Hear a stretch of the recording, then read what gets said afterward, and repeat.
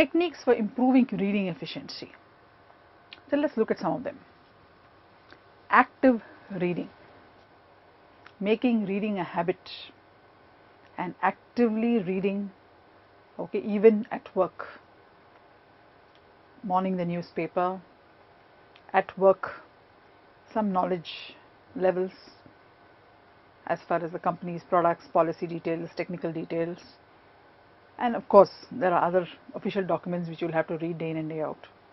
Evening again, making it a habit to read a storybook makes the reading habit a very active one. Selection of appropriate reading type. We may want to do critical reading, we may want to do a skimming kind of reading, depends on the situation. So that selection is important. If a storybook is read, at a careful reading pace, it certainly is not justified. It should be read at a fast pace. Setting realistic time schedules. So if we decide that we want to complete a chapter in an hour, that also puts a pressure on us and the concentration becomes a little higher, the interest levels also change. In that case, you'll be able to achieve the objective. Concentration on content and speed. Whenever you're reading a document or a book, focus on the content and keep track of the speed, because there will always be a lot of other frivolous things along with the content which we can skim through fast, and focus on the content. Keep eyes moving. When you know your eyes are not moving, you're not concentrating, so be conscious about it. Quick and silent reading. Quick and silent reading, if we read aloud, since our other parts of the body are involved, it tends to slow down the reading. It's fast. You can read faster when you're reading silently. Preview and review of material.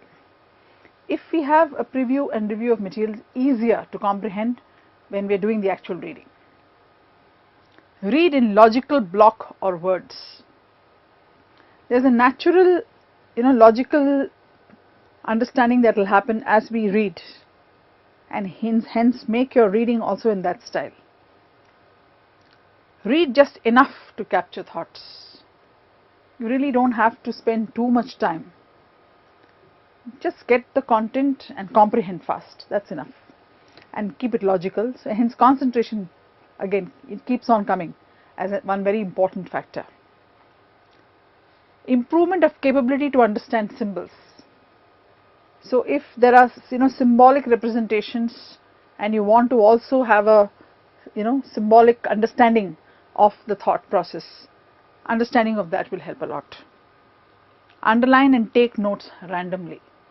Whenever there are important points and we want to focus on those, underline, and the notes will help in further reading. Instead of reading through the entire document, the notes would be good enough for me to go back. Control on personal and environmental factors. Control on personal, because we tend to waver. Our mind keeps wavering here and there. We have to get ourselves to the actual content as far as the reading is concerned. And as far as environmental factors, you could have phone rings, you could have others coming in disturbing you. Okay, those are things which are avoidable.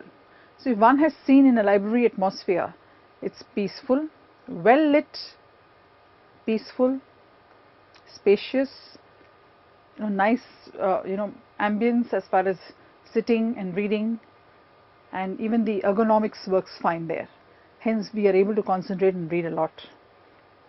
So those things, if brought in an environment either in the office or at home when we are reading, can work wonders as far as reading skills are concerned.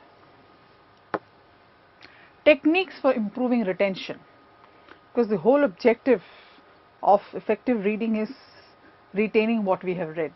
So let's look at some of them. Using memory aids. We can say that a particular answer to a question has 10 points.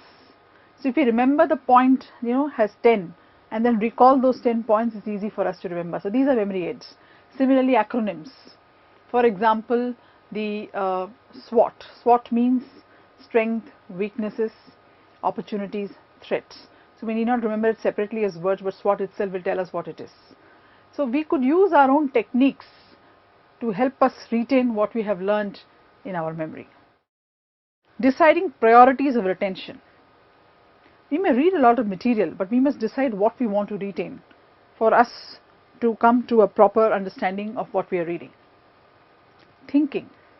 Now, whatever we want to retain, we must do a processing as far as thinking is concerned, so that the whole thing falls in sequence and we don't forget, connecting it to events and so on. Reinforcing. Whatever I have read, put it in sequence in my memory, I reinforce by going through it mentally myself. Ensuring determination. I must remember, I must recall when the time comes. Talking to yourself and giving yourself the confidence and determination that you will, retain and recall whatever you have read helps us always. I think all of us have gone through this as students. Some guidelines for effective reading. Define the purpose. If my purpose is examination, and if I have to recall the contents that I am reading, then my reading should be such that I can recall when the time comes, and hence retention is critical there. Clarity about environment. The environment that I am going to be doing the reading is important. Already we spoke about the library, which gives us a very conducive environment for doing active reading. Identify reading channel. Am I going to do an e-book reading, or is it going to be a written book reading? Control interference. As much as possible, try not to get disturbed, either through cell phones or through friends or through other means. Sometimes when people are doing serious reading, they shut themselves off into a room so that there is no disturbance whatsoever, because their thought process should not be disturbed.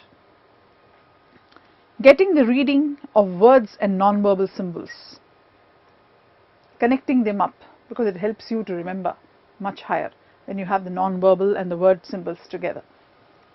Evaluate critically. Whatever you're reading, see if skimming is required or serious reading is required, critical reading is required. What will I do for that portion of the book? Will I go through it quickly? Am I going to concentrate a lot on that portion? That depends on what the purpose of reading is.